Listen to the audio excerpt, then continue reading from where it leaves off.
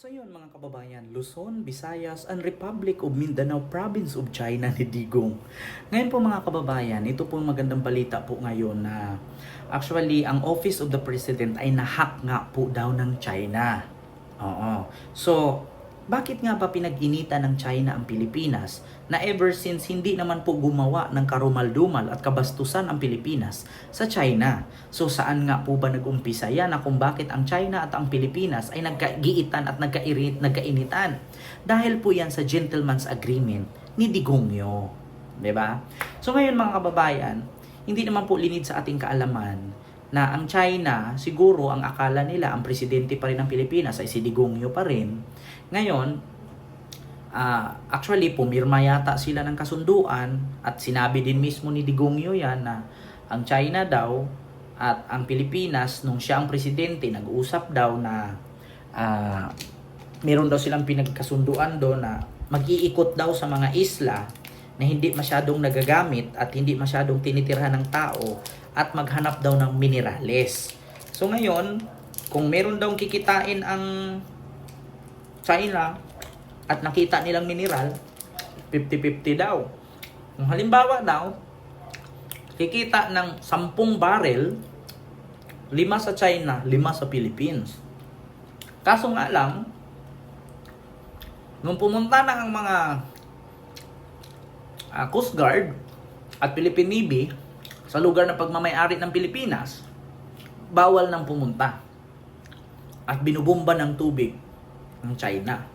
At bukod doon, kakapasok lang na balita, nahahack daw ang website ng Office of the President ng mga Chinese. So ito po, panoorin niyo po ang balita. Nakuha umano ang ilang sensitibong dokumento nang ma-hack ang website ng Office of the President ayon sa isang international media company. Di ito kinumpirma ng DICT at AFP pero sinabing patuloy na pinatitibay ang cybersecurity ng bansa. Saksi si Ivan Mayrina.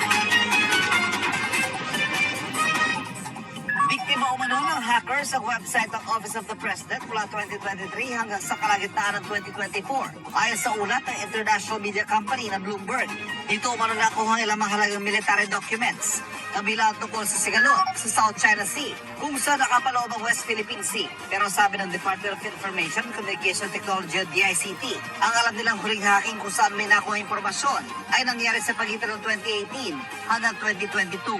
Sa kabila yan, ang napakarami ang mga tagapag-atake laban sa mga website ng gobyerno. We're able to detect them early on. And when we do so, we are able to secure the database. What we've seen so far are old data from many years ago that are being regurgitated or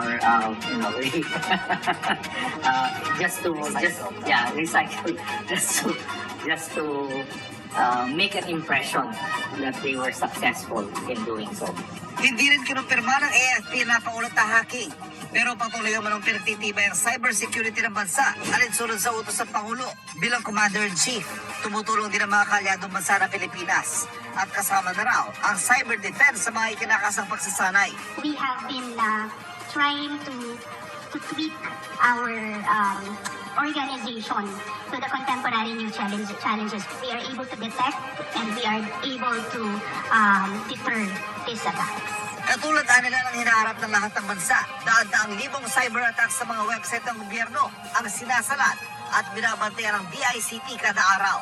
Inaasahang dadamit pa umano yan habang papalapit ang eleksyon. What's happening is that there are more fake information or disinformation. There are attempts at compromising certain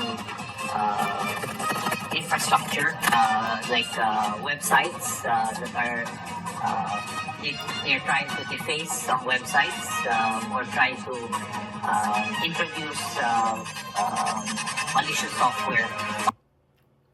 So, yun po, mga kababayan, lalong-klaro naman po na napasok po ang website ng Office of the President at nahack nga po daw ito ng China.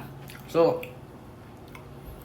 hindi ba kaya posibleng merong nagsulsul sa China para i-hack ito. Hindi naman po pwedeng si Senador Laila de Lima ang nagsulsul sa China at ibigay niya ang website ng presidente para ipahack. Hindi rin po pwedeng si Vice President Leni Robredo ang magbigay ng website sa China para mahack ang Office of the President. So, sino nga ba yung mga espiya sa Pilipinas? Baka dahil yun nung pumunta itong si Alice Go. Hindi ba dahil kay Alice Go kaya nahahack itong opisina ng presidente? Tatanong lang po, disclaimer lang. Hindi ba kaya dahil kay Alice Go? Naku po. Hindi ko po yan alam ha, mga kababayan. Nagtatanong lang po ako. Bakit nga ba nangyaring ganyan? Bakit nga ba nahahack? Diba? Ang Office of the President at mapasok ng China ang kanilang tawag dito, ang kanilang website, no? Ang website ng Office of the President. So, yun lang yung aking katanungan, mga kababayan. Luzon, Visayas at Mindanao ay kaya din po isa sa rason kung bakit tinanggal ni Pangulong Bongbong Marcos sa National Security Council lahat ng miyembro doon. Kasi parang siguro sa isip ni BBM parang kakaiba na to ah. Parang hindi kaya may ahas sa Pilipinas?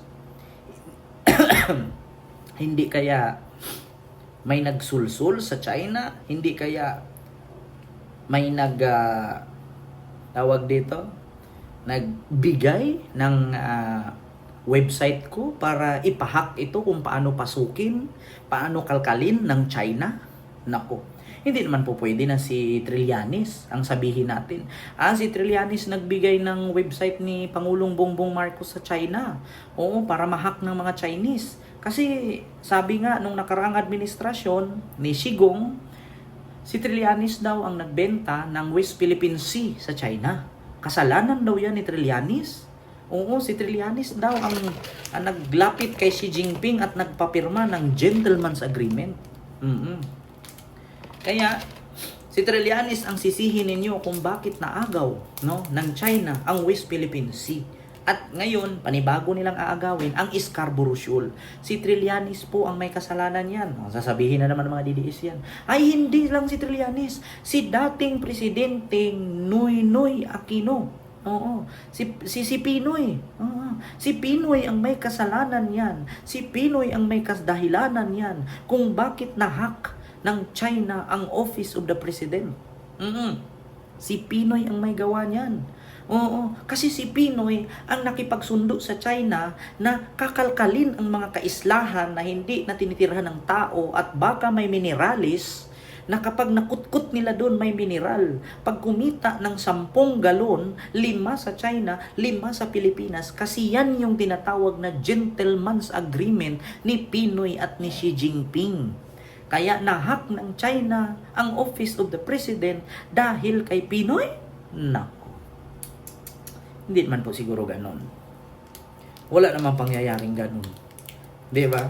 Kasi isa po si Pinoy na nakipaglaban dyan sa West Philippine Sea na hindi maagaw ng China. At hindi naman po pwede na si Risa Hontiveros ang magbigay ng West Philippine Sea sa China, kasi si Risa Hontiveros po ang nagpakulong or isa sa mga author na nag-file ng akda or batas na si Alice Go ay si Go Huaping or isang espiya ng China. So, hindi naman po pwede na si Normie Suarez ang magbigay ng website ng presidente ng Pilipinas at iabot dun sa China para mahack ng Chinese. Nako, sino nga ba? Bahala na po kayo mag-isip, mga kababayan. I-comment nyo na lang po dyan. Basta ako, nagtatanong lang. So yun lang, mga kababayan, Luzon, Visayas, and Republic of Mindanao, Province of China ni Shigong Nyo. Maraming salamat. God first. Thank you.